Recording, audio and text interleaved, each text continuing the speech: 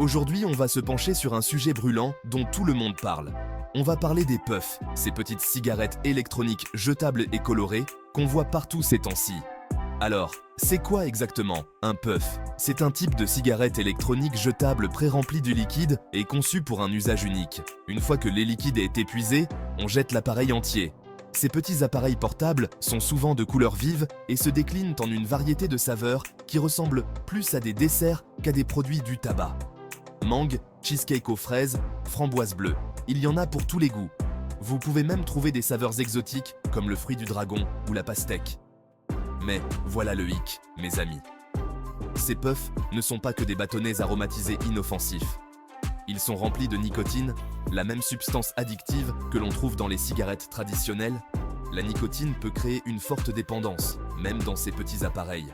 Alors accrochez-vous bien mes amis, parce qu'on est sur le point de se lancer dans un voyage qui pourrait bien changer votre regard sur ces petits appareils à la mode. On va explorer les risques et les réalités cachées derrière ces puffs colorées. Bon, mes chers amis, soyons sérieux un instant. Ces puffs ont l'air mignons et inoffensifs, mais ils cachent de vilains secrets. Tout d'abord, parlons de ce qu'il y a vraiment à l'intérieur. Les puffs contiennent un liquide chauffé pour créer un aérosol, qui est ensuite inhalé. Ce liquide contient généralement de la nicotine, des arômes et d'autres produits chimiques. Beaucoup d'utilisateurs de puffs, en particulier les jeunes, ne réalisent pas la quantité de nicotine qu'ils consomment. Ces appareils peuvent délivrer des niveaux élevés de nicotine très rapidement, ce qui peut entraîner une dépendance plus vite que son ombre. Et ce n'est pas seulement la nicotine qui devrait nous inquiéter. Les arômes utilisés dans les puffs peuvent être sans danger pour la consommation, mais cela ne signifie pas qu'ils le sont pour l'inhalation. Certaines études ont montré que ces arômes peuvent provoquer une inflammation des poumons. Maintenant, mes amis, zoomons sur le problème principal, la nicotine. Vous savez, ce truc qui rend les cigarettes si addictives. Eh bien, devinez quoi? Elle se cache aussi dans les puffs, et en quantité assez importante. Voilà le topo. Un seul puff peut contenir autant de nicotine qu'un paquet entier de cigarettes. Un petit puff, d'apparence innocente, équivaut à 20 cigarettes en termes de nicotine. Mais pourquoi est-ce si grave, me direz-vous? Eh bien, la nicotine est une substance sournoise. Elle est très addictive et peut avoir des effets néfastes sur votre corps. Parce que les puffs sont si faciles à utiliser et ne produisent pas la même fumée âcre que les cigarettes, il est facile de tirer dessus sans se rendre compte de la quantité de nicotine que l'on consomme réellement. Très bien mes chers amis, il est temps de devenir sérieux un instant. Nous avons parlé de ce que contiennent ces puffs. Mais parlons maintenant de ce qu'ils peuvent faire à votre corps. Tout d'abord, parlons de vos poumons. Les produits chimiques contenus dans la vapeur peuvent irriter vos poumons et vos voies de respiratoire, entraînant toux, respiration sifflante et essoufflement. Et pour les personnes souffrant d'affections comme l'asthme, cela peut être encore pire. Mais il n'y a pas que vos poumons qui sont en danger. La nicotine peut faire des ravages sur votre système cardiovasculaire. Elle peut augmenter votre rythme cardiaque et votre tension artérielle, ce qui sollicite davantage votre cœur. Bien que les puffs n'existent pas depuis assez longtemps pour que nous en connaissions toutes les conséquences à long terme, les premières études donnent matière à réflexion. On s'inquiète de l'augmentation du risque de maladies cardiaques, de problèmes pulmonaires et même de certains types de cancers. Maintenant, mes chers amis, parlons de la raison pour laquelle ces puffs sont si attrayants pour les jeunes. Tout d'abord, parlons des saveurs. Les puffs sont disponibles dans une variété de saveurs qui ressemblent plus à un menu de dessert qu'à un produit du tabac. Chewing gum, barbe à papa, milkshake à la fraise, c'est la fête foraine dans votre bouche. Ces saveurs sucrées masquent l'âpreté de la nicotine, ce qui incite les jeunes à commencer à fumer et à continuer. Ensuite, il y a le design. Les puffs sont petits, élégants et souvent de couleurs vives. Ils ressemblent plus à un gadget amusant ou à un bonbon qu'à un appareil à fumer. Les médias sociaux ont également joué un rôle important dans la popularisation des puffs auprès des jeunes. Section 6.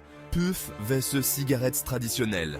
Maintenant, je sais ce que certains d'entre vous se disent. Mais Cyril, me direz-vous, les puffs ne sont-ils pas meilleurs que les cigarettes ordinaires? Eh bien mes amis, c'est comme se demander s'il vaut mieux être heurté par un vélo ou une voiture. Ni l'un ni l'autre n'est bon. Les deux présentent des risques importants pour votre santé. À première vue, les puffs peuvent sembler moins nocifs. Ils ne produisent pas la même fumée nauséabonde que les cigarettes et ne laissent du pas de cendre partout. La vapeur semble plus propre et moins envahissante. Mais ce n'est pas parce qu'ils sont plus propres qu'ils sont sans danger. La propreté apparente ne doit pas vous tromper. N'oubliez pas que les puffs contiennent toujours de la nicotine et d'autres produits chimiques nocifs pour la santé. Ces substances peuvent avoir des effets graves sur votre corps. Avec les cigarettes, on fume généralement une cigarette, puis on s'arrête. Il y a une fin claire à chaque cigarette.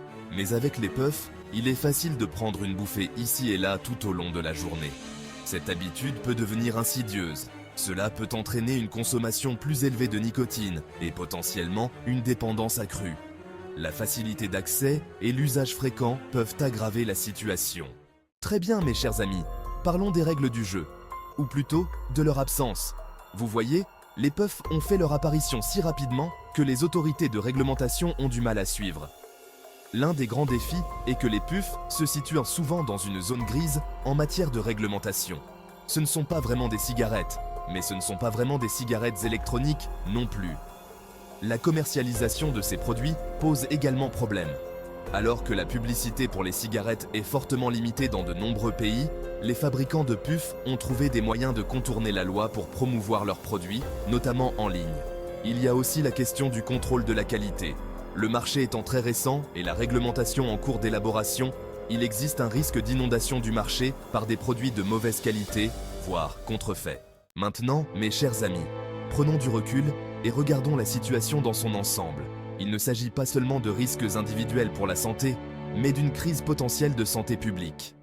L'une des plus grandes préoccupations est le risque de dépendance à la nicotine pour une nouvelle génération.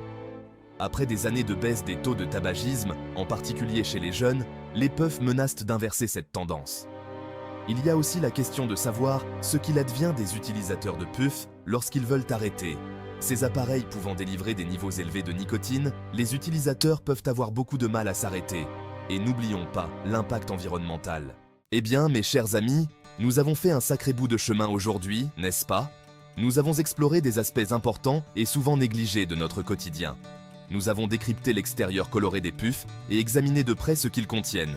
Les ingrédients cachés et les dangers potentiels ne doivent pas être ignorés. Alors, que faire de toutes ces informations? Eh bien, avant toute chose, nous devons diffuser l'information. Partager ce que nous savons est la première étape vers un changement positif. La connaissance, c'est le pouvoir, mes amis.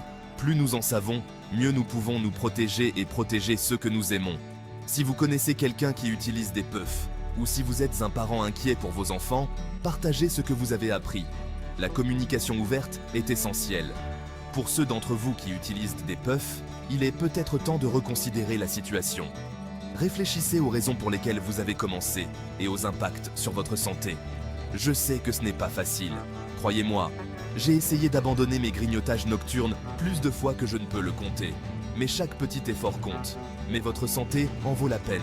Faire des choix sains aujourd'hui peut transformer votre avenir. Des ressources et un soutien sont disponibles si vous souhaitez arrêter de fumer. Rejoindre un groupe de soutien peut faire toute la différence. Enfin, nous devons continuer à faire pression pour que la recherche progresse et que la réglementation s'améliore. Chaque voix compte dans cette lutte. Nous ne pouvons pas nous contenter d'attendre passivement que la situation s'améliore. L'action collective est nécessaire. N'oubliez pas, mes amis, la santé est le plus important. Sans elle, tout le reste perd de sa valeur. Alors restons informés, restons vigilants et surtout, restons en bonne santé. Ensemble, nous pouvons faire une différence.